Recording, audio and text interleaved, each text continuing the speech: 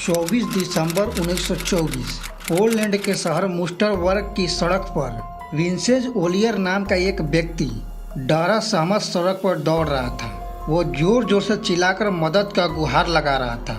उसके गर्दन पर किसी ने कुल्हाड़ी से वार किया था, जहां से खून के बहुत तेज धारा जमीन पर बह रही थी। ओलियर की आवाज़ सुनकर पास ही के एक पुलिस के सिपाही उसे रोककर अस्पताल ले जाता है, जहां ओलियर पुलिस को बताता है कि उसकी यह हालत कार्ल डेंके नाम के एक आदमखोर व्यक्ति ने किया है। पुलिस कार्ल डेंके को पकड़ने के लिए उसके घर जाती है। डेंके पुलिस को देखते ही खुद को एक कमरे में बंद कर लेता है। काफ़ी देर दरवाज़ा खटखटाने के बाद पुलिस दरवाजे को तोड़कर अंदर दाखिल हो जाती है, जहां पहले से ही कार्ल डेंके पंखे से लटक कर खुद खुशी कर लिया था। आखिर कौन है कार्ल डेंके, जिसे दुनिया जीवाइन के नरभक्षी या भूला हुआ नरभक्षी के नाम से जानते हैं, जो आदमियों का अचार बनाकर खाता था और दुनिया उसे एक शरीफ इंसान समझती रही। इसी आदत की वजह से एक दिन वो पकड़ा जाता है। पर डेंके हमेशा से ही ऐसा नहीं था।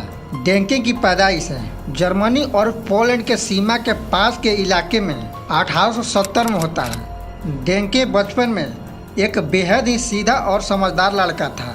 जब उसकी उम्र 12 वर्ष को होती है तो वो घर से भागकर माली के काम करने लगता है।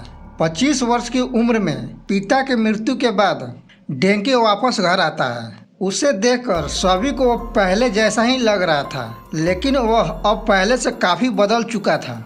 डेंके घर आ जाने के बाद एक अपना छोटा सा दुकान खोलता है, जिसमें वो सूअर के मीट बेचा करता था।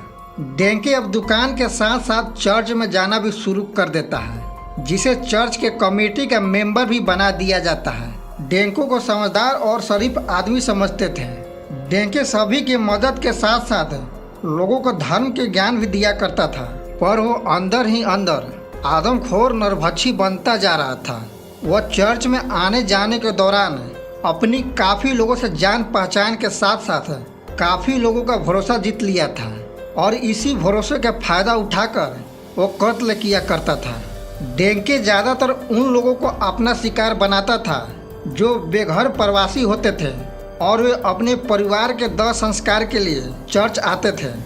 डेंके परोपकार दिखाते हुए उन लोगों को अपने घर में रुकने का जगह देता, फिर मौका पाते ही उनकी हत्या कर देता।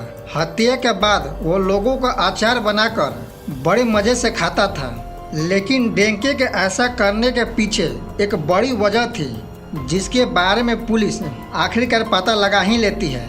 डेंके की मृत्यु के बाद पुलिस उसकी लाश को पोस्टमार्टम के लिए भेज देती है। फिर पुलिस डेंके के घर की तलाशी शुरू करती है, जहां पुलिस को एक लाल डायरी मिलता है, जिसमें 30 व्यक्तियों का जिक्र मिलता है, जिनकी हत्या डेंके ने की थी। कमरे की और तलाशी करने पर पुलिस को और अधिक इंसानी हड्डियों का पता चलता है। इन हड्डियों से पुलिस यह अंदाज़ा लगाती है कि डेंके ने करीब 40 से 42 व्यक्तियों की हत्या की होगी। डेंके के इन हत्याओं के पीछे सबसे बड़ी वजह थी प्रथम विश्व युद्ध। दरअसल प्रथम विश्व युद्ध में जर्मनी का हार हो चुकी थी। डेंके भी जर्मनी सीमा के करीब ही रहा करता था। युद्ध की वजह से महंगाई अपनी चरम सीमा पर थी और हर तरफ बेरोजगारी, हताशा और निराशा का माहौल था। तब डेंके अपने दुकान में सूअर के मांस की जगह इंसानी मांस का अचार बेचने का फैसला करता है। वो लोगों को मारकर उनकी इंसानी मांस से बेल्ट और अचार बनाकर खाता, और वही अचार दूसरों लोगों को सूअर का मांस बताकर बेचना शुरू कर देता है। लेकिन डेंके एक दिन ओलियर नाम के व्यक्ति को अपना शिकार बनाने वाला था। वही ओलियर जिससे ऊपर में कहानी की शुरुआत होती है।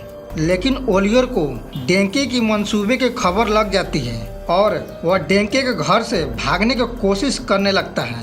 भागने की कोशिश के दौरान ही डेंके ओलियर पर कुल्हाड़ी से हमला करता है, जिससे ओलियर के गर्दन के पास गंभीर चोट लग जाता है। मदद की गुहार लगाते हुए ओलियर वहां से पुलिस के पास पहुंच जाता है। जब पुलिस डेंके के घर पहुंचती है तो डेंके खुद को कमरे में बंद कर खुद खुशी कर लेता है। तब जाकर लोगों को डेंके की सच्चाई पता चल पाती है और लोगों के इस खूंखार आदमखोर नरभक्षी से मुक्ति मिलती है, जो सालों से लोगों को अपना शिकार बनाता आ रहा था। दोस्तों, यह कहानी आपको कैसी लगी कमेंट कर जरूर बताएं, और वीडियो अच्छी लगी तो चैनल को एक लाइक और सब्सक्राइब जरूर कर दें।